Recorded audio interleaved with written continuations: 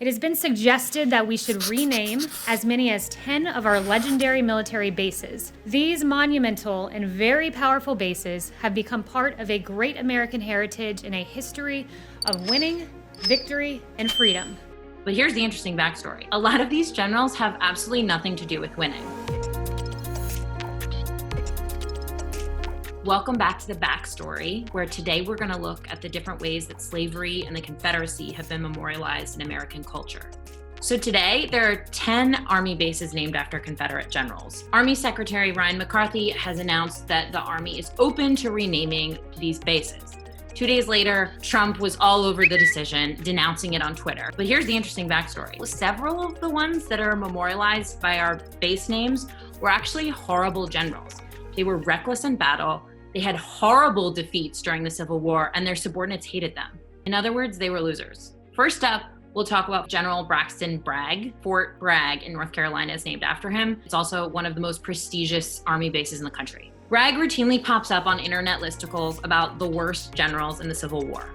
He made some really bad strategic and tactical blunders and then blamed his men for them. After his horrible defeat at the Battle of Chattanooga, Jefferson Davis demoted him to become Davis's military assistant, where he routinely ignored his advice.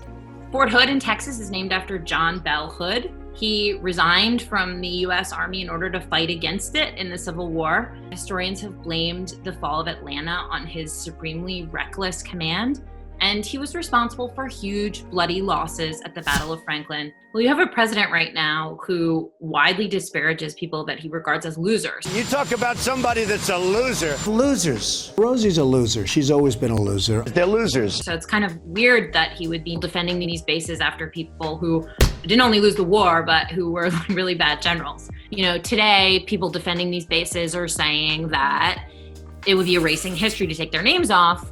What's interesting about that argument is if you really want to go down that road, then you should definitely rename the bases. These bases represent a kind of erasing of history in their own way. That's the lost cause. This myth started to develop that the Civil War wasn't really fought over slavery. It was fought about noble, understandable things like tariffs and states' rights. A lot of this myth was perpetuated by William Dunning. He was a historian at Columbia, and he argued that the war hadn't been really fought over slavery. It had been fought by the Southerners to preserve their peaceful way of life. Oh, Red, I'd give anything to have Tara the way it was before the war. You may have seen the movie Gone with the Wind. Heroine Scarlett O'Hara is portrayed as this tough woman who's fighting against all odds to preserve her Southern way of life. I think it's important to remember that we don't always get our history from history books. You study history in school, but a lot of history is absorbed by what we see around us every day. So that's stories that our parents tell us. It's symbols that we see in other people's yards.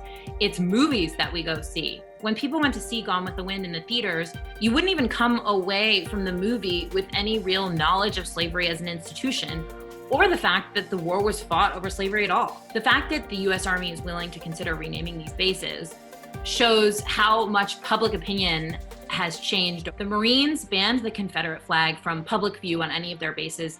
NASCAR even banned the Confederate flag. This is just a whole new era of kind of what we consider to be appropriate ideology in American culture.